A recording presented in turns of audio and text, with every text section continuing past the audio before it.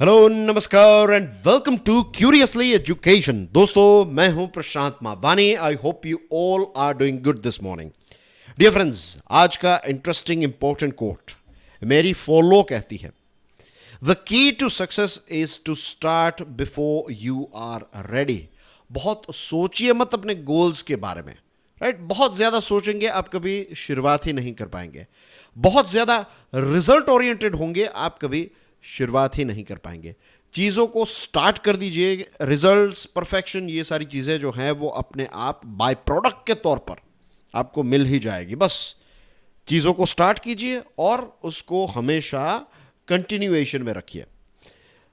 दोस्तों, हमारा जो दिमाग है ना, उसकी एक ताकत है। शायद ये ताकत मुझे नहीं लगता है कि दुनिया के दूसरे किसी भी दूसरे जीव में है, राइट? अभी तो पता नहीं है, हो सकता है कि दूसरे जीवों में हो ये ताकत, लेकिन इंसानों की ये ताकत जो है वो हमें दूसरों से काफ़ी अलग कर देती है, दूसरे क्रीचर से काफ़ी अलग कर देती है। पता है क्या है ये ताकत? ये है हमारे दिमाग की कि अगर हम सोच समझकर achievable goals, pay attention here, achievable goals अगर हम सेट करते हैं, एंड मोस्ट इंपॉर्टेंट चीज़ ये नहीं है कि आप गोल सेट करें, मोस्ट इंपॉर्टेंट चीज़ ये है कि आप अचीवेबल गोल्स को सेट करें।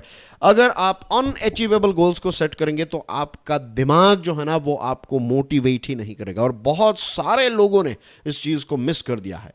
जो मोटिवेशनल बातें होती हैं उसमें इस चीज़ के बारे में डिस्कशन ही नहीं होती है कि एक सबसे बड़ा डीमोटिवेशन का रीज़न ये होता है कि हम सब जो है ना वो हम अनअचीवेबल गोल सेट करते हैं और इसकी वजह से हम कभी खड़े ही नहीं हो पाते। आप अचीवेबल गोल्स को सेट करना स्टार्ट कीजिए, आप देखिए आपकी शुरुआत जो है वो हो जाएगी। Try this thing.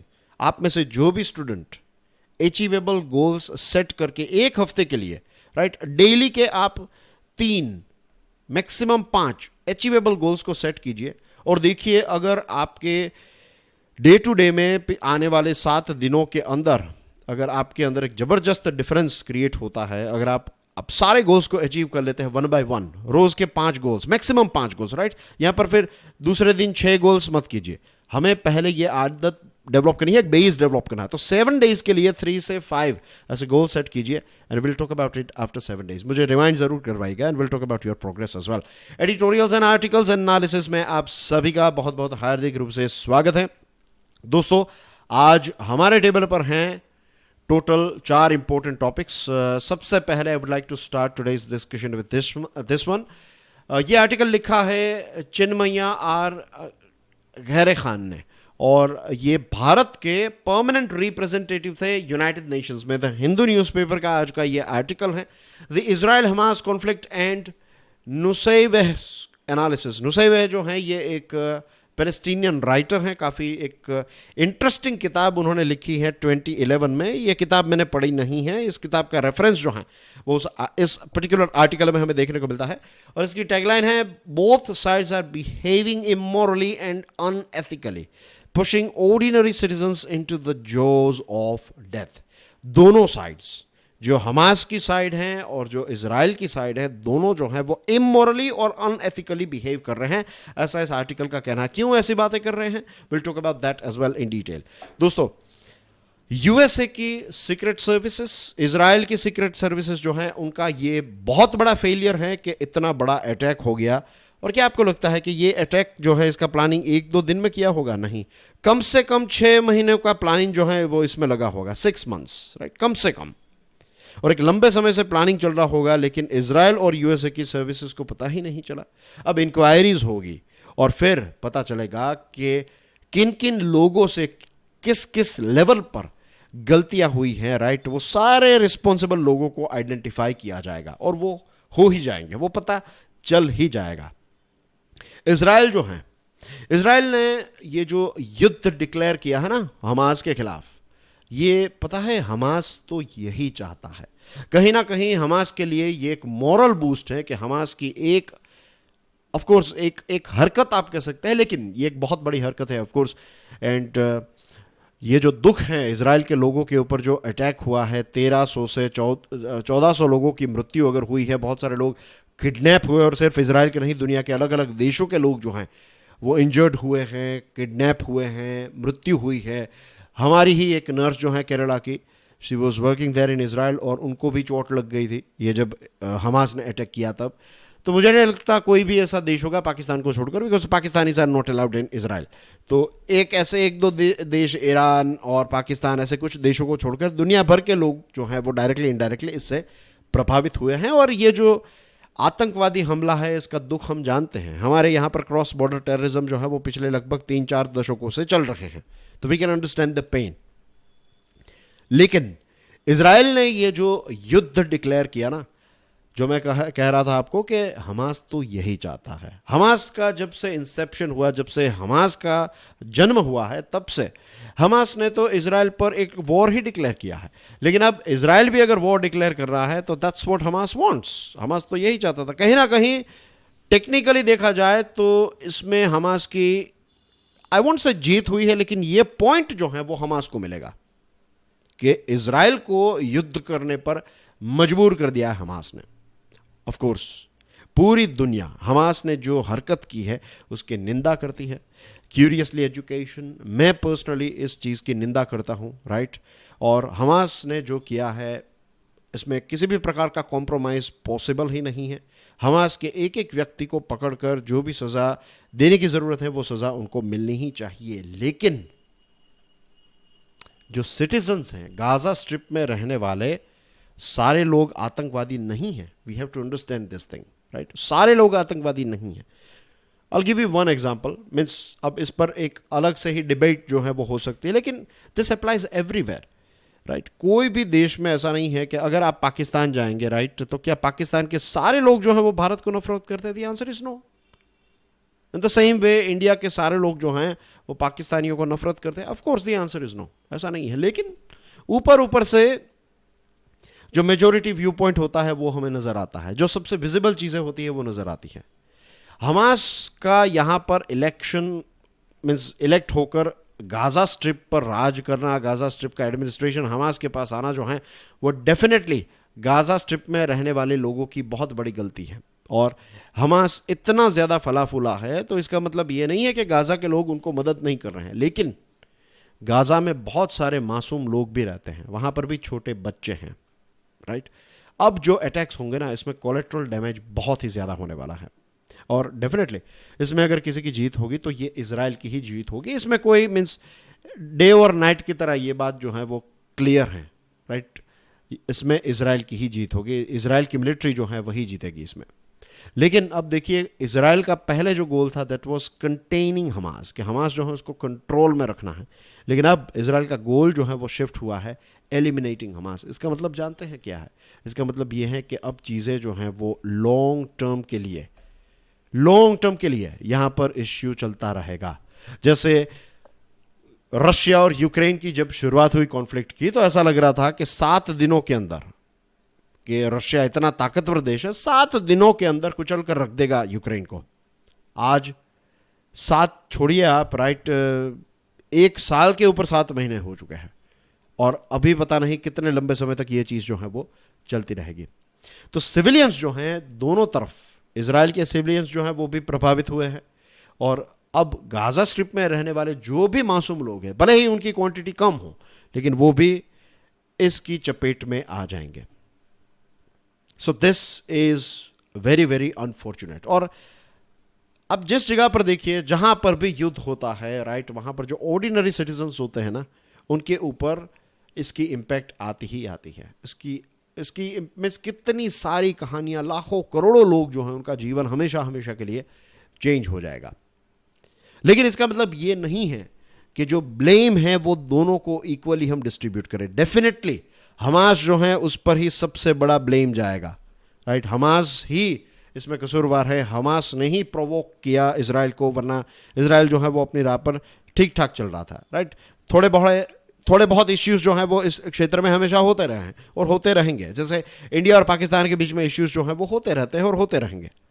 लेकिन फिर पाकिस्तान कुछ ऐसी चीज़ करें जो भारत सह ना पाए, राइट। आप एक देश को या फिर एक पर्टिकुलर गवर्नमेंट को या फिर एक देश में रहने वाले लोगों को इतना पुश कर दे कि अब उनके पास कोई ऑप्शन ही ना रहे, तब वो क्या करेंगे, तब वो रिटालिएट ही करेंगे। ये चीज़ जो है ना वो इजराइल के साथ इससे पहले भी हुई थी। हिटलर ने जो किया था वो क्या किया था, हिटलर ने एक भी ऑप्शन खुला नहीं रखा यहूदियों के लिए, जो ज्यूज कहते हैं हम यहूदी लोग, तो इनके लिए एक भी ऑप्शन खुला नहीं था। उसके बाद उन्होंने तय किया कि भाई अब हम बहुत चुप बैठे, राइट, अब हम चुप नहीं बैठेंगे। और 1948 में जब से इजराइल देश की स्थापना हुई तब से उन्होंने तय कर लिया है कि अब हम बहुत बर्दाश्त कर लिया, अब बर्दाश्त नहीं करेंगे। तो इंडिया के ऊपर भी अगर कोई ऐसा अटैक पाकिस्तान कर देता है तो फिर एक हद आती है ना, कि एक हद के बाद फिर इंडिया जो है वो चुप नहीं बैठेगा। और कहीं ना कहीं जो बालाकोट एयर स्ट्राइक हैं और फिर जो उड़ी का जो अटैक हुआ और उसके बाद जो सर्जिकल स्ट्राइक्स हमने की, वो कहीं ना कहीं अब इंडिया का जो एक सहने की ताकत जो थी वो खत्म हुई। लेकिन यहाँ पर इसराइल को इतना पुश किया गया है हमास के द्वारा कि अब वो सहने के लिए और रुकने के लिए तैयार ही नहीं है। अब देखिए, बहुत सारे अरबिक देश जो हैं, जो हम अरब कंट्रीज कहते हैं, राइट, तो ये अरब देश जो है ना, इनको अब पैलेस्टाइन का जो कोज है, एक वक्त था जब अरब के देश जो हैं वो पैलेस्टाइन के कोज को बहुत ज़्यादा इंपॉर्टेंस देते थे। जियोपॉलिटिक्स में उनका हमेशा से ये एक पॉइंट रहता ही था कि भाई पैलेस्तीनियों को न्याय मिले, उनको जगह मिले, एक्सेट्रा। लेकिन अब अरब देश जो हैं वो भी अपने अपने इश्यूज़ में, वो भी अपने अपने जो भी टारगेट्स हैं उनमें बिजी हैं। अब वो वक्त जो है कहीं ना कहीं चला गया है कि पैलेस्टाइन को बहुत ज़्यादा इंपॉर्टेंस दिया जाता था, अब बहुत सारे अरबिक देश जो हैं वो इससे दूर चले गए हैं। और ख़ास करके हमास ने ये जो हरकत की है, इसके बाद बहुत सारे अरबिक देश जो हैं वो नहीं चाहेंगे कि वो पैलेस्तीनियों का साथ दे। इसमें सबसे बड़ा नुकसान अगर हमास ने किसी का किया है तो पैलेस्तीनी लोगों का किया है। पता है क्यों? क्योंकि अब मदद मिलना बहुत ही डिफ़िकल्ट है। धर्म के नाम पर जो मदद अब तक जो चल रही थी या फिर मांगी जाती थी, अब वो दिन जो है वो नहीं है। अब ये सारे देश जो है वो समझ गए हैं, अब वक्त जो है वो बदल चुका है। कुवैत पर 1990s में जब कुवैत पर सद्दाम हुसैन ने, जो इराक है, उसने एक हमला बोल दिया था, चढ़ाई कर ली थी, सीज जिसको कहते हैं, कुवैत पर, कुवैत को कंट्रोल करने की एक कोशिश की थी इराक ने। आपने एयरलिफ्ट नाम की फिल्म भी देखी होगी अक्षय कुमार की। तो कुवैत में बहुत सारे पैलेस्टीनियंस जो हैं वो रहते थे।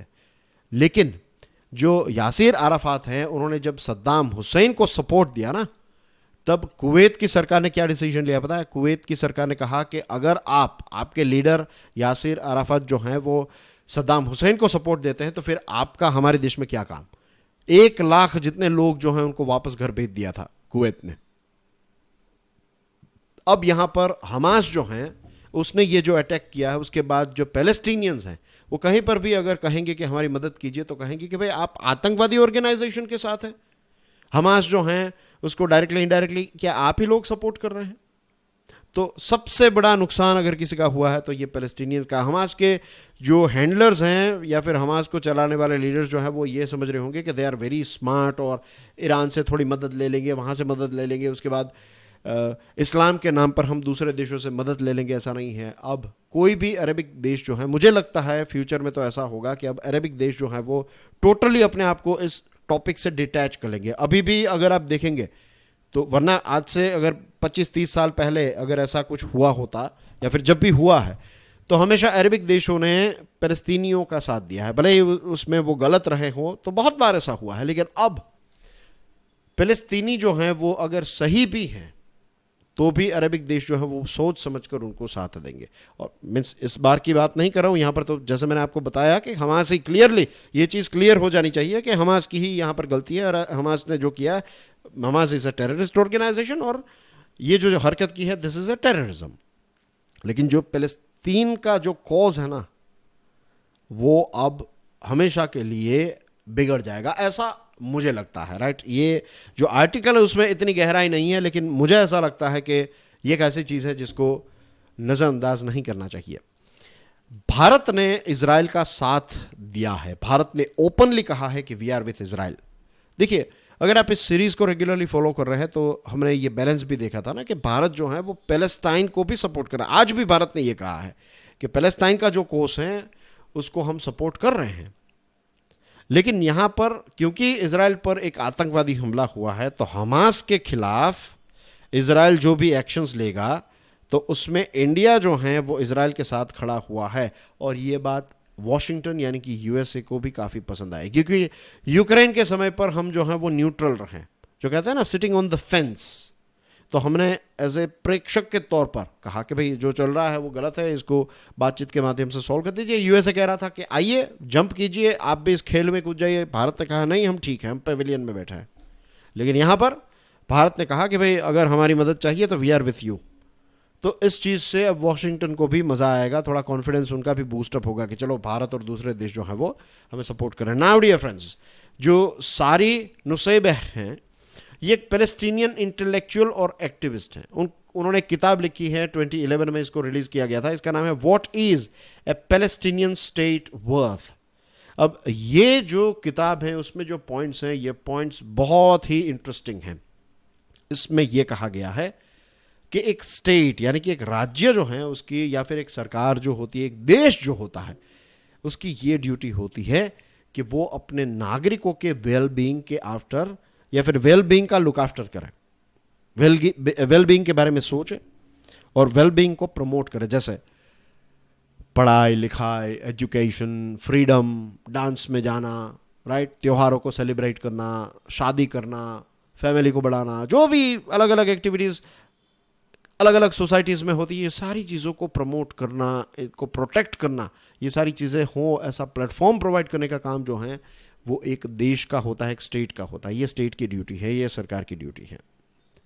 लेकिन जब सरकार में ही बैठना है या फिर पावर जो है, बस यही पावर का ही लालच है, पावर सत्ता की ही अगर लालच है, तो जो सत्ता में बैठने वाले लोग हैं ना वो आपको एक्सट्रीम पेट्रियोटिज्म को प्रमोट करने की बात करेंगे। देखिए, हर एक व्यक्ति को अपनी जो जन्मभूमि है उससे प्यार होता ही है, राइट, चाहे वो गरीब से गरीब देश हो, पिछड़ा हुआ देश हो। आप दुनिया के किसी भी, घाना या फिर कोई भी देश जो है, जो आज उनकी सिचुएशन उतनी अच्छी नहीं है, घाना का भी एक समय पर बहुत ही अच्छा इतिहास रहा है, लेकिन जो भी गरीब देश रहे हैं जिनमें अत्याचार ज़्यादा रहे हैं, वो हमेशा घर जो है वो, चाहे अब देखिएगा जिसका बहुत बड़ा पैलेस हो या फिर एक छोटी सी झुग्गी में रहने वाला व्यक्ति होता है ना, उसको भी वो झुग्गी बहुत ही प्यारी होती है। तो देश जो है वो हर एक व्यक्ति को प्यारा ही होता है, उसको कहते हैं पेट्रियोटिज्म। लेकिन एक्सट्रीम पेट्रियोटिज्म का मतलब यह है कि आपको कहते हैं कि भाई देश के लिए आपको जान देनी है।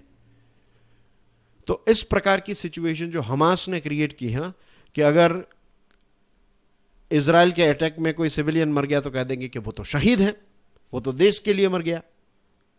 तो ये जो एक एक चीज जो बताई जाती है कि नहीं देश के लिए ये करना है, देश के लिए करना है, और मेन जो ड्यूटी है सरकार की वो ये नहीं है कि लोगों को ऐसे शहीद कर दे, लोगों को ऐसे युद्ध में लड़ाकर उनको मार दे।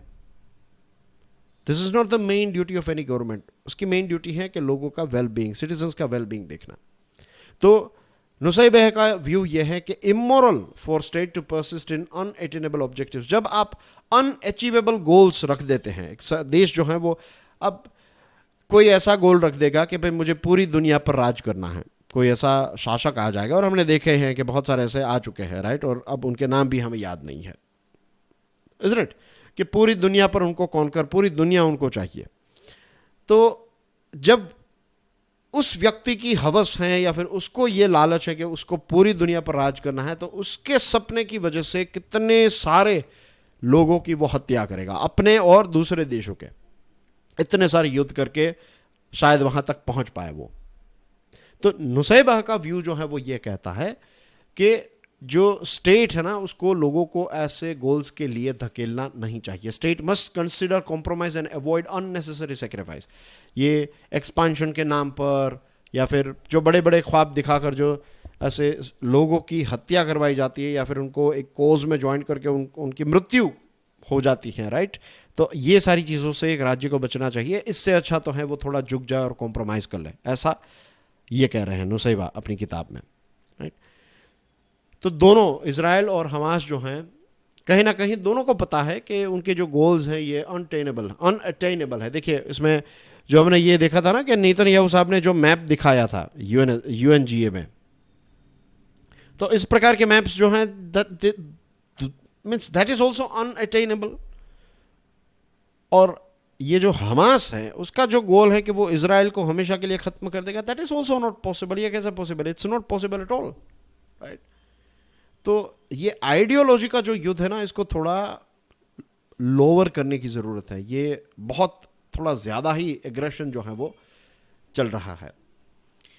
तो यहाँ पर जितने भी ऑर्डिनरी सिटीजन्स की मृत्यु होगी, ये सारी चीज़ें अनएथिकल होगी, राइट? बेसिकली यही बात यहाँ पर बताई है। और एक और चीज़ यहाँ पर बताई है जिस पर मैं अपना एक्सप्लेनेशन देना चाहूँगा। आप इस आर्टिकल को पढ़िएगा, लास्ट का जो पैराग्राफ, इसमें नुसैब बहक का जो लॉजिक है, जो राइटर हैं इस आर्टिकल के, तो वो ये कह रहे हैं कि कश्मीर वाला जो इश्यू है ना, इस पर भी ये लॉजिक अप्लाई किया जा सकता है। I would say no, right? मैं कह रहा हूं नहीं। पता है क्यों? First of all I must clarify कि आई मीन्स मुझे ऐसा बिल्कुल पसंद नहीं है कि युद्ध हो जाए। युद्ध इज़ नॉट एन एंटरटेनमेंट। ये बात मैं जब बचपन में हमें लगता था कि नहीं, युद्ध हो जाए और अगर इंडिया और इसके बीच में युद्ध हो जाए तो कौन जीतेगा, ये सारा खेल हमने खेला है अपने दोस्तों के साथ भी, राइट? लेकिन आज जब हम थोड़े थोड़े समझदार हो जाते हैं तब पता चलता है कि इसमें जीत किसी की भी नहीं होती है, हार ही होती है। तो आई डोंट प्रमोट वॉर। मुझे युद्ध पसंद नहीं है और नहीं होने चाहिए। लॉजिकली बहुत ही एक कोई भी कॉमन सेंस वाला बंदा होगा वो कहेगा कि युद्ध नहीं होने चाहिए, number one. Number two, Kashmir पर यह चीज़ अप्लाई इसलिए नहीं हो सकती और उसका रीज़न ये है कि स्टार्टिंग किसने किया? पाकिस्तान ने। अगर यहां पर जो इस आर्टिकल में उन्होंने लास्ट में जो बात बताई है, मैं उसके साथ इसलिए नहीं हूं क्योंकि जब हमारा देश आज़ाद हुआ, और याद रखिए इंडिया आज़ाद हुआ था, और इंडिया में से टुकड़ा बना है दैट इज पाकिस्तान और ऑफ कोर्स बांग्लादेश, राइट? तो ऐसा नहीं है कि ये तीन देश आज़ाद हुए थे। इंडिया आज़ाद हुआ, और इंडिया आज़ाद हुआ उसके बाद पाकिस्तान बना है, और उसमें से ही बांग्लादेश फिर बना। तो जब एक देश आज़ाद हुआ उसमें से एक और देश बना। अब ये जो नया देश बना है उसको इस देश में से और ज़्यादा ज़मीन चाहिए, कुछ और एरियाज चाहिए, और वो एरियाज जो हैं उनको लीगल तरीके से नहीं, इल्लीगल तरीके से चाहिए। और इल्लीगल तरीके से उन्होंने कोशिश भी की, इतने सालों से इल्लीगली उन्होंने पीओके जो है वो अपने पास रखा है। कुछ एरिया उन्होंने चाइना को भी दे दिया, जैसे जो दहेज में पहले दिया जाता था, राइट? कि ज़मीन दी जाती थी, ये वो मारुति दी जाती थी, तो ये उनका बाप का जैसे हो वैसे उन्होंने चाइना को दे दिया है। इसका मैं डेफिनेटली विरोध करता हूँ इस चीज़ का, कि इल्लीगली अगर वो हमारे एरियाज़ को ऑक्यूपाई कर रहे हैं, और आज अगर ये बात हो रही है कि कॉम्प्रोमाइज़ करके जो हमारे पास है वो हमारे पास रह जाए, जो उनके पास है उनके पास रह जाए, this is not acceptable at all. क्योंकि अगर ऐसा इंडिया ने अलाउ किया ना, तो दुनिया के दूसरी जगहों पर भी यही एग्जाम्पल लिया जाएगा कि भले ही 50 साल लगे, 100 साल लगे, लेकिन एक दिन जो सही है देश वो थक जाएगा, वो हार जाएगा। जो सच है वो हार जाएगा, और झूठ जो है वो जीत जाएगा। तो चाइना जो है, चाइना जैसे देश, और फ्यूचर में इस पृथ्वी पर जो भी देश जहां पर भी होंगे, तो अलग अलग जगहों पर पाकिस्तान का एग्जाम्पल लेकर, मैं नहीं चाहता कि दुनिया भर में ऐसे केसेस देखने को मिले। तो आज के लिए और फ्यूचर के लिए भी ऐसी चीज़ें ना हो, इसके लिए भारत को एक राइट एग्जाम्पल सेट करना चाहिए। एंड दैट्स वाई उनका लॉजिक जो है वो यहाँ पर अप्लाई नहीं होता है, राइट? ये जो राइटर हैं, बुक के राइटर, और उनका जो विचार इस आर्टिकल में जो लिखा हुआ है वो कश्मीर पर लागू नहीं होता है। इसके पीछे का मेरा लॉजिक ये है। हो सकता है दोस्तों आपका लॉजिक टोटली अलग हो। आप पढ़िएगा इस आर्टिकल को और उसके बाद आप खुद डिसाइड कीजिएगा कि what is right and what is wrong here. तो ये था आज का one of the most important article, right? और एक किताब जो है वो ऑफ कोर्स किताब पढ़ने का एक जो मज़ा होता है that's all together different thing. लेकिन इस राइटर ने जो बात बताई ये पैलेस्टाइन और इजराइल को लेकर, तो उसमें भी कुछ पॉइंट्स थे। ऐसा नहीं है कि हम उनके सारे विचारों का विरोध करें, ऐसा है उनके प्रति कोई विरोध नहीं है। ये तो विचारों की बात जो थी तो उसमें ये एक ऑफ कोर्स विरोध था। Now the world needs to stop taking water for granted. ये हकीकत है, राइट? इसमें कोई भी डिसएग्री नहीं करेगा कि ये पानी जो है, जो फ्री में चीज़ें मिली ना, फ्री में जो चीज़ें मिलती हैं उसकी हमें मीन्स कदर ही नहीं होती है, राइट? अगर पानी जो है उसके लिए मेहनत करनी पड़ती, जिन लोगों को मेहनत करनी पड़ती है उनको पूछेगा, वो ऐसे 3-4 बाल्टियों से नहीं नहाएंगे, वो ऐसे 15-15 मिनट शावर के नीचे खड़े नहीं रहेंगे। बहुत सारे ऐसे लोग हैं जो कहते हैं कि भाई मैं तो आधे घंटे तक पानी के नीचे, शावर के नीचे खड़ा हुआ था, राइट? मीन्स उनको पता ही नहीं है कि उन्होंने जो पानी यूज़ किया ना, एक घर के लिए वो हफ्ते भर का पानी होता। तो क्योंकि फ्री है, ऐसे ही आ जाता है, तो कोई फ़र्क नहीं पड़ता है। पानी, it's very very important thing. आज का जो दिन है, राइट दोस्तों, वर्ल्ड फूड डे जो है 2023, तो इसकी थीम है water is life, water is food. पानी फूड है। Do you agree with this thing? वैसे हम पानी पीते हैं, लेकिन पानी ही भोजन है। पानी के बिना भोजन पॉसिबल है क्या? कोई भी चीज़ हम पैदा कर पाएंगे विदाउट पानी? चाहे नॉन वेजिटेरियन डाइट हो, वेजिटेरियन डाइट हो, उसमें पानी होता ही है। एक चिकन हो या फिर एक गेहूं का दाना हो, उसके अंदर भी पानी है ही। तो पानी का इंपॉर्टेंस जो है वो आज के लिए बहुत ही इंपॉर्टेंट, क्योंकि क्लाइमेट एक्सट्रीम्स अब होने लगे हैं, राइट। कुछ जगहों पर इतना ज़्यादा पानी हो रहा है कि आप उसको स्टोर ही नहीं, मीन्स आपके स्टोरेज को तोड़ देगा। जो डैम्स है उसको तोड़कर पानी चला जाएगा। ड्राउट्स हो रहे हैं, बारिश नहीं हो रही है। इरेटिक रेन्स, जब बारिश नहीं होनी चाहिए तब बारिश होती है, जब होनी चाहिए तब नहीं हो रही है। सस्टेनेबल डेवलपमेंट गोल्स को अचीव करने के लिए बस अब 7 साल ही बाकी हैं, और इसकी वजह से FAO, IFAD, WFP, ये सारे अलग अलग जो UN के या फिर इंटरनेशनल ऑर्गेनाइजेशंस जो हैं, वो कोशिश कर रहे हैं कि हम वाटर रिसोर्स जो हैं उसको मैनेज करें। कोई आपको ऐसा नहीं कह रहा कि आप पानी का इस्तेमाल मत कीजिए, ये बात गलत है। पानी को मैनेज करना है। इंडिया की सिचुएशन देख लीजिए, 60% जितना हमारा जो एरिया है ना, नेट सोन एरिया, ये रेन फेड है 60%। यानी कि टोटल जितने एरिया में हम खेती बाड़ी करते हैं, तो उसमें से 60% ऐसा है कि उसमें इरिगेशन की कोई फैसिलिटी नहीं है, सिर्फ बारिश से ही यहाँ पर खेती बाड़ी होगी। बाकी के 40% में आपके पास कैनाल हैं, इरिगेशन की फैसिलिटी है। और ये जो 60% जो है ना, तो हमारे देश का जो टोटल फूड प्रोडक्शन होता है उसका 40% जो है वो यहाँ से होता है, 40%। और हमारे देश में सबसे ज़्यादा, और सिर्फ हमारे देश में क्या, दुनिया के किसानों को भी देखेंगे देन यू विल फाइंड कि 80% जितने किसान जो हैं ये स्मॉल स्केल हैं, स्मॉल स्केल छोटे छोटे किसान हैं। तो पानी, अगर बारिश होगी, अच्छी बारिश होगी, तो फिर वहाँ पर ऑफ कोर्स अनाज उगेगा, और अनाज है तो फिर न्यूट्रिशन। अब इरिगेटेड एग्रीकल्चर जो है उसमें आप देखिए, जहाँ पर पानी की सिंचाई की फैसिलिटीज़ अवेलेबल हैं, तो 72% जितना फ्रेश वाटर जो है वो खेती बाड़ी के लिए यूज़ किया जाता है। इतना सारा पानी अगर खेती बाड़ी के लिए यूज़ करेंगे तो इट्स नॉट ये सस्टेनेबल है ही नहीं। और एक चावल भी, अगर आप चावल की प्लेट भी नहीं खा रहे हैं, तो यू कैनॉट इमेजिन आप कितना सारा, हज़ारों लीटर पानी जो है वो वेस्ट कर रहे हैं, क्योंकि 1 किलो चावल बनाने में हज़ारों लीटर पानी चाहिए। बहुत सारे ऐसे आंकड़े अवेलेबल हैं, गूगल कर लीजिएगा, यू विल फाइंड इट। और जो क्लीन रिवर्स हैं अब पॉल्यूटेड होती जा रही है, जो एक्वीफायर्स हैं वो पॉल्यूटेड, सिटीज़ इतने एक्सपांड हो गए हैं कि जो आजू बाजू के एरिया में छोटे छोटे तालाब थे अब वो ख़त्म होते जा रहे हैं। चलो अच्छी बात है कि सरकार ने गांव गांव में तालाब बनाने की स्कीम्स जो हैं वो लॉन्च की है, और इसका एक काफ़ी अच्छा सक्सेसफुल रिजल्ट भी हमें देखने को मिला है।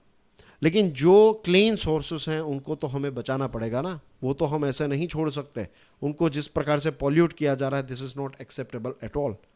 और एक्सट्रीम वेदर इवेंट की इम्पैक्ट सबसे ज़्यादा खेती बाड़ी पे हमें देखने को मिलती है। इंडिया ने पूरा एक एनालिसिस किया, असेसमेंट किया है 2050 और 2080 तक का। तो देखिए, जो रेन फेड राइस यील्ड है, रेन फेड यानी कि जिन जगहों पर बारिश से ही चावल पैदा किए जाते हैं, तो वहाँ पर एडाप्टेशन अगर हम नहीं करेंगे, चेंजेस नहीं लाएंगे, तो 2050 तक 20% जितना एरिया जो है वो प्रभावित होगा, 2080 तक 47% यील्ड यानी कि प्रोडक्शन जो है वो प्रभावित होगा। 20% प्रोडक्शन, 47% प्रोडक्शन प्रभावित होगा। और इरिगेटेड एरिया जो है उसमें इम्पैक्ट कम है। 2050 तक यील्ड जो है ये 3.5% कम होगी, और 2080 तक 5% कम होगी। कहाँ पर? इरिगेटेड एरिया में। राइस की ही बात हो रही है। जहाँ पर इरिगेशन की फैसिलिटीज़ नहीं है, वहाँ पर देखिए डैमेज कितना ज़्यादा है, और जहाँ पर है वहाँ पर बहुत कम है। Same thing goes with wheat, आंकड़े देख लीजिएगा आप। तो क्लाइमेट चेंज जो है इसकी वजह से क्रॉप यील्ड यानी कि टोटल प्रोडक्शन ड्रॉप होगा, और न्यूट्रिशन की क्वालिटी भी ड्रॉप होगी। ये दो चीज़ें जो ड्रॉप हो रही है बिकॉज ऑफ क्लाइमेट चेंज। तो what we need is, we need climate resilient seeds, जैसे कि मिलेट्स और इन सारी चीज़ों की खेती करना। किसानों को हमें क्लाइमेट स्मार्ट बनाना पड़ेगा, और सॉइल मैनेजमेंट करना बहुत ही इंपॉर्टेंट। सॉइल की क्वालिटी, सॉइल पोल्यूशन भी काफ़ी ज़्यादा बढ़ चुका है। ग्रीन रेवोल्यूशन जो है उसको जब लॉन्च किया हमारे जो क्या कहते हैं, मीन्स अभी मुझे नाम याद नहीं आ रहा है, उनकी तस्वीर भी आज ही हमने देखी, right, it is in the poster of this, अभी कुछ दिनों पहले उनका निधन हुआ, राइट, ग्रीन रेवोल्यूशन के फादर कहे जाते हैं हमारे देश के। तो उन्होंने जब लॉन्च किया ना ये ग्रीन रेवोल्यूशन, तो उसके कुछ समय के बाद ही उन्होंने कहा था कि चीज़ों को हमें बैलेंस लेकर चलना है। अगर आप बहुत ज़्यादा केमिकल्स, बहुत सारी चीज़ें यूज़ करेंगे तो फिर आप खेती बाड़ी को हमेशा के लिए डिस्ट्रॉय कर देंगे। मीन्स ये बात उन्होंने उस समय पर कही थी जब ग्रीन रेवोल्यूशन लॉन्च हुआ, उस समय पर, कि फूड का प्रोडक्शन इंक्रीज करें। इसका मतलब ये नहीं है कि आप धड़ाधड़ केमिकल्स का इस्तेमाल कीजिए, नहीं, बैलेंस में चलिए, जहां पर पॉसिबल हो ऑर्गेनिक खेती कीजिए। तो ये बातें जो हैं वो बताई थी उन्होंने। और आज पंजाब की हालत देखिए, पानी के लेवल बहुत कम हो गए, राइट। हमारे देश का, ऐसे आप कह सकते हैं, धान का कटोरा कहा जाता था पंजाब के। पंजाब की खेती जो है वो पूरे देश में फेमस थी। लेकिन आज पंजाब की ज़मीन जो है वो काफ़ी ज़्यादा बिगड़ती जा रही है। The reason is cancer trains चल रही है, बहुत सारा केमिकल, बहुत सारे पेस्टिसाइड्स का इस्तेमाल करना, बहुत ज़्यादा पानी का इस्तेमाल करना। तो पता चला ना कि सस्टेनेबल नहीं है ये। तो what we need is, we need whole of the nation approach. ये सिर्फ चीज़ें जो हैं वो हम सरकार और किसानों पर नहीं छोड़ सकते। किसानों की मदद हमें करनी पड़ेगी। इतने समय से किसान हमारी मदद करते आए हैं। We have to take this cause of farmers. और इसमें ऐसा नहीं है कि सड़कों पर उतरना है, नहीं, we have to spread this word, we have to, ये जो पानी बचाने की बात है, सस्टेनेबल वाटर जो है इसका इस्तेमाल करना, पानी का मैनेजमेंट जो है, ये हर एक व्यक्ति का, it should be like, means जो धर्म में कहते हैं ना, वही चीज़ है ये। It's a part of religion कि इस एनवायरनमेंट को नुकसान करना जो है, दैट इज ऑल्सो अ पाप। तो पानी का नुकसान कहीं पर हो रहा है, जितना पानी चाहिए उससे ज़्यादा यूज़ करें तो दैट शुड ऑल्सो बी ए पाप। इसका ये कोई आकर आपको सज़ा नहीं देगा, ये आपको खुद को समझना है कि ये सज़ा हम खुद को दे रहे हैं अगर हम पानी को नहीं संभालेंगे तो। सोचिएगा इसके बारे में भी। एंड देन वी हैव दूसरे interesting articles as well on our table. So let's talk about powered CAG, right. CAG जो है ये पब्लिक पर्स का गार्डियन है। पब्लिक पर्स जो है, देश का जो पर्स है उसको, उसका गार्डियन अगर कोई है तो दैट इज कैग, राइट। अब एम लक्ष्मीकांत किताब में आपने कैग जो है उसको अपॉइंट कैसे किया जाता है, पावर्स क्या है, कितने सालों के लिए, ये सारी बेसिक चीज़ें, स्टैटिक चीज़ें जो है वो आप खुद पढ़ लीजिएगा, राइट। कैग जो है ये कॉन्स्टिट्यूशनल बॉडी है, राइट। कॉन्स्टिट्यूशन से डायरेक्टली इनको सत्ता मिलती है। और समझ गए ना, पब्लिक पर्स यानी कि देश के जो पैसे हैं उसका गार्डियन अगर कोई है तो दैट इज कैग। ऑडिटिंग का काम किसका है? कैग का है। सरकार पैसे खर्च करेगी तो उसका ऑडिट किया जाएगा कि ये पैसे बराबर खर्च किए या नहीं। इट्स समथिंग लाइक आपको पेरेंट्स ने पैसे दिए थे, पॉकेट मनी दी थी, राइट। लेट्स से 5,000 रुपये पॉकेट मनी दी थी और आपने उन पैसों को खर्च कर लिया। तो फिर आपके पेरेंट्स पूछेंगे कि भाई ये पैसे कहाँ कहाँ पर खर्च किए। तो आपने कहा कि मैंने मोटरसाइकिल में फ्यूल डलवाया था, फिर मैंने यहाँ पर ये फीस भरी, ये किया, वो किया। तो पेरेंट्स कहेंगे कोई बात नहीं बेटा, लाओ, आपने ये सारी चीज़ें की हैं तो बिल्स दे दो हमें। और फिर बिल्स आप देंगे और फिर आपके पेरेंट्स जो हैं वो सारे बिल्स को गो थ्रू करेंगे और पता चलेगा कि भाई आपने जो खर्च किए वो तो बराबर है। 5,000 रुपये आपको जो दिए थे वो सारे के सारे, एक एक रुपये का हिसाब जो है वो आपने दे दिया और सही हिसाब दिया है, तो कोई इश्यू नहीं है। तो कैग का यही काम है। हमारे पेरेंट्स के तौर पर, देश के पेरेंट के तौर पर कैग जो है वो देखता है कि सरकार जो है वो कहाँ पर खर्च कर रही है या नहीं कर रही। अब रिपोर्ट ये है कि भारतमाला प्रोजेक्ट और आयुष्मान भारत प्रोजेक्ट जो है तो इसमें कुछ गलत चीज़ें हुई है, राइट। और कैग के ऊपर मीन्स ये बात बताई कि कैग के कुछ ऑफिसर्स जो हैं उनको ट्रांसफ़र किया गया है। तो अब ये एक बात न्यूज़ में आने लगी है, कांग्रेस पार्टी ने या फिर अपोजिशन का कहना यह है कि ये लोगों को ट्रांसफ़र इसलिए किया जा रहा है क्योंकि कैग के ये जो ऑफिसर्स हैं कुछ, तो इन्होंने एक मीन्स वो एक रिपोर्ट पर काम कर रहे थे और इस रिपोर्ट में जो सेंट्रल गवर्नमेंट है उसमें जो जो चीज़ें गलत हुई, ये सारी चीज़ों का वो भांडा फोड़ने वाले थे और इसकी वजह से उनको ट्रांसफ़र किया गया है। कांग्रेस जो है उसकी डिमांड ये है कि ये ट्रांसफ़र जो है उसको रोका जाए, सरकार इस पर चुप है। कैग जो है उसका रिपोर्ट ये रिवील करता है कि द्वारका एक्सप्रेसवे और भारतमाला जो है तो इसमें कुछ इश्यूज पाए गए हैं। जो कोस्ट हैं जितना होना चाहिए उससे 1400% ज़्यादा कोस्ट दिखाया गया है। टेंडरिंग में इरेग्युलरिटीज़ द्वारका एक्सप्रेसवे में, और भारतमाला जो है तो उसमें faulty bidding practices, 60% of cost inflation, ये सारी चीज़ें जो है ना it's not new. You will be surprise to know सारी चीज़ें जो हैं वो कॉन्ट्रैक्ट्स जो है ना वो ऐसे ही, अगेन चलो मैं थोड़े अपने शब्दों को बराबर कर देता हूँ, this is not right, right ये स्टीरियोटाइप हो जाएगा अगर मैं कहूँ कि सारे, आई वुड से बहुत सारी जगहों पर, बहुत सारे लेवल पर, अलग अलग सरकारों में, चाहे वो सेंट्रल गवर्नमेंट हो चाहे राज्य की सरकार हो, you will find this thing कि जो आज भी कॉन्ट्रैक्ट्स चल रहे हैं ना, चाहे वो रोड कंस्ट्रक्शन का कॉन्ट्रैक्ट हो, चाहे सीसीटीवी लगाने का कॉन्ट्रैक्ट हो, चाहे I don't know examination conduct होती है तब जो अलग अलग जगहों पर जो पानी प्रोवाइड करने का कॉन्ट्रैक्ट होता है ना, कि आप पानी प्रोवाइड करेंगे, पीने का पानी प्रोवाइड करने का, ये सारी चीज़ों में कट्स होती हैं।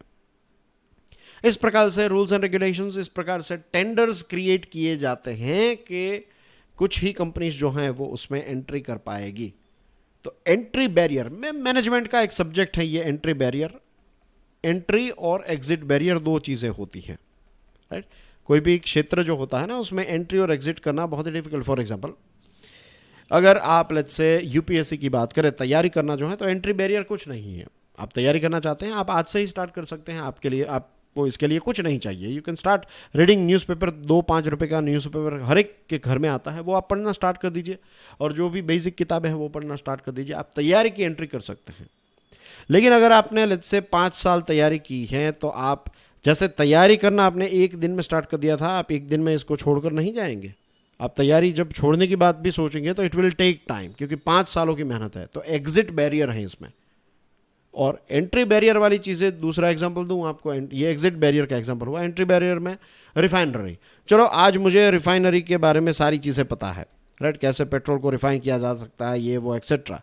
तो क्या मैं आज रिलायंस के सामने कोई दूसरी रिफाइनरी खड़ा कर सकता हूँ? The answer is no. Entry barrier है। आपको सबसे पहले तो पैसे चाहिए, अरबों रुपए चाहिए, तब जाकर रिफाइनरी सेटअप होगी, और वो भी ऐसा थोड़ी है कि आज ही सेटअप हो जाएगी। तो एक बार आपने पैसा इन्वेस्ट कर दिया, उसके बाद एग्जिट बैरियर भी हो जाएगा। तो एंट्री बैरियर्स ऐसे क्रिएट किए जाते हैं कि लेट्स से कि अगर कॉन्ट्रैक्ट के लिए ये तय किया गया कि 10 साल पुरानी आपकी कंपनी होनी चाहिए, तो फिर नई अगर कोई कंपनी है, 9 साल की कंपनी है, लेकिन दिस कंपनी, उसका वर्किंग का काम जो है it's one of the best in the world, तो ये कॉन्ट्रैक्ट उसको नहीं मिलेगा। हाँ, 10 साल वाली कंपनी लेकर फिर पेटा कॉन्ट्रैक्ट इसको दे देगी कि आप काम आप कीजिए, राइट, हमारे नाम पर कॉन्ट्रैक्ट रहेगा। तो ऐसी चीज़ें बहुत सारी जगहों पर हो रही हैं, आई एम श्योर आपको भी पता होगा। Ayushman Bharat audit reveals issues, claims paid to deceased patients. Ayushman Bharat के कुछ जगहों पर ऐसा हुआ है कि जो व्यक्ति मर चुका है उसके नाम पर पैसे क्लेम पास हो रहे हैं, कि कुछ सिंगल मोबाइल्स पर बहुत सारे बेनिफिशियरीज जुड़े हुए हैं। तो यूपीए की सरकार में, इस आर्टिकल में यह कहा गया है कि इस यूपीए की सरकार के दौरान कैग के रिपोर्ट जो हैं ये अपोजिशन के लिए, बीजेपी के लिए एक बहुत बड़ा हथियार हुआ करता था, कि कैग के रिपोर्ट दिखा दिखाकर कांग्रेस को या फिर यूपीए की सरकार जो है उसको कॉर्नर में रखने का काम जो है वो अपोजिशन ने उस समय पर किया। लेकिन क्या आज कैग के रिपोर्ट लेकर अपोजिशन जो है वो सरकार पर प्रेशर क्रिएट कर सकती है? अगर नहीं, तो सोचने वाली बात है कि कैग का जो इंडिपेंडेंस है क्या वो चला गया है? This is a question that the nation should ask. और कैग में काम करने वाले लोगों को भी ये प्रश्न पूछना चाहिए कि क्या कैग अब स्वतंत्र नहीं रहा है? अगर नहीं रहा है तो देश के लिए ये कितना बड़ा चिंता का विषय है, ये सोचना पड़ेगा। अब देखते हैं आगे इस इश्यू में क्या होता है। अभी तो इस पर ब्लेम गेम्स चल रही हैं, अब देखते हैं इसमें कोई रॉक सॉलिड चीज़ हमारे सामने आती है या नहीं। दूसरी एक इंटरेस्टिंग चीज़, G20 क्रिप्टो रोड मैप, बहुत ही इंपॉर्टेंट डिसीजन लिया गया है। G20 क्रिप्टो रोड मैप जो है तो इसको अडॉप्ट करेगा, तो ये एक पॉजिटिव स्टेप है। इनफैक्ट अडॉप्ट किया है तो it is a positive step. IMF और फाइनेंशियल स्टेबिलिटी बोर्ड जो है उसने भी रिकमेंड किया है कि क्रिप्टो एसेट्स को बैन नहीं करना है, लेकिन इसको डेफिनेटली रेगुलेट करना है। क्रिप्टो जो है ये कभी भी लीगल टेंडर नहीं होगा। ऐसा नहीं होगा कि रुपए की जगह पर बिटकॉइन आ जाए, राइट, बिटकॉइन या फिर जो भी अलग अलग कॉइन्स चल रहे हैं मार्केट में जो भी हैं वो लीगल बन जाए, वो सरकार कभी होने नहीं देगी। एक म्यान में दो तलवार नहीं रह सकती है। सरकार में रहने का मतलब ये भी है कि पैसे जो हैं वो आपके पास है, पैसे बनाने का, इश्यू करने का काम आपके पास है। फिर कोई प्राइवेट कंपनी पैसा इश्यू कर रही है तो फिर सरकार किस काम में? Simple is that, isn't it? तो लीगल टेंडर जो है वो कभी इसको एक्सेप्ट नहीं किया जाएगा, लेकिन इस पर एक प्रोहिबिशन जो है वो तो आना चाहिए। प्रोहिबिशन इन द सेंस इस पर एक रेगुलेशन आना चाहिए। और यही चीज़ जो है इस दिशा में अब G20 के देश जो है वो काम करने वाले हैं, क्योंकि क्रिप्टो को लेकर जो फ्रॉड्स हो रहे हैं, टेररिज्म में इसका इस्तेमाल हो रहा है, ब्लैक मनी में, राइट, मनी लॉन्ड्रिंग में, बहुत सारी जगहों पर क्रिप्टो करेंसीज का इस्तेमाल जो है वो हो रहा है। तो सारे देश जो है वो मिलकर इस चीज़ पर काम कर सकते हैं कि इसको कैसे रेगुलेट किया जा सकता है। अब देखिए हिमाचल प्रदेश की जो पुलिस है उसके सामने एक बहुत बड़ा केस सामने आया है, एक स्कैम सामने आया है, 400 करोड़ रुपीज़ का स्कैम। और इसमें दो ऐसे लोग हैं और इसमें एक कॉप भी है हिमाचल का जिसको पंजाब में से पकड़ा गया है। तो ये 3 लोगों को अभी अरेस्ट किया गया है। ये 400 करोड़ का बड़ा सा स्कैम जो है उसमें उन्होंने क्या किया, उन्होंने एक कॉर्विको कॉइन लॉन्च किया और लोगों को कहा कि मेंबर्स बनाइए, जो होता है ना मेंबर्स बनाना, क्या कहते हैं उसको, मल्टी लेवल मार्केटिंग, कि मैं मेंबर, फिर मैं आप 2 लोगों को मेंबर बनाऊंगा, आपके नीचे और 3 मेंबर्स बनेंगे, फिर उनके नीचे मेंबर्स, तो हम सब पैसे कमाएंगे। ये जो बड़े बड़े सपने दिखाए जाते हैं, तो इस प्रकार की स्कीम मल्टी लेवल मार्केटिंग, तो ऐसा कॉर्विको कॉइन का किया गया। और फिर पता चला कि ये लोग जो हैं वो पैसे लेकर 400 करोड़ रुपए का चूना लगाकर चले गए। अब इस पर केस चल रहा है। तो ऐसी तो बहुत सारी चीज़ें अलग अलग जगहों पर क्रिप्टो को लेकर हुई है। तो क्रिप्टो को रेगुलेट करने की डेफिनेटली ज़रूरत है। और FATF के जो कंप्लायंस के स्टैंडर्ड्स हैं वो क्रिप्टो एसेट्स पर लगाने चाहिए, क्योंकि अगर इसको कंट्रोल नहीं किया गया तो आगे चलकर क्रिप्टो बहुत ही डेंजरस साबित हो सकता है, right. And that's basically everything in today's discussion dear friends. ये रहे आपके लिए इंटरेस्टिंग क्वेश्चंस। ये चुंगथांग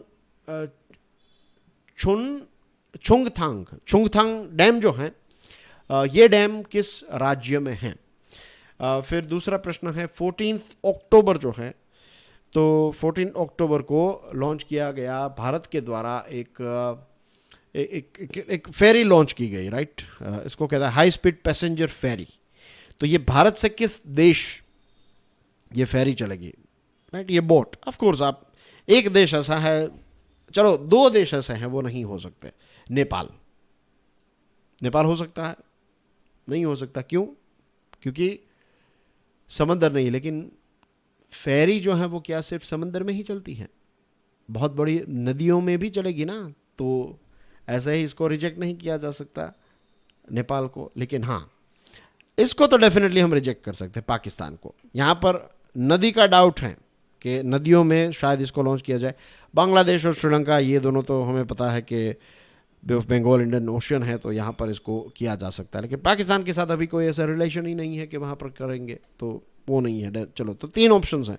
फिर अरमाकोंडा, ये माउंटेन पीक जो है वो किस राज्य में है?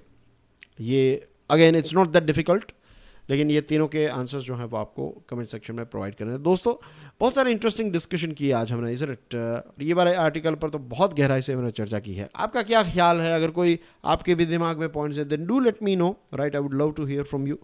एंड पानी वाला टॉपिक जो था, that is again something, means ये साल में एक बार जब फूड डे आता है तब इसके बारे में चिंता नहीं, ये हर रोज़ हमारी एक आदत का पार्ट होना चाहिए कि हम पानी को वेस्ट ना करें, राइट। Simple is that.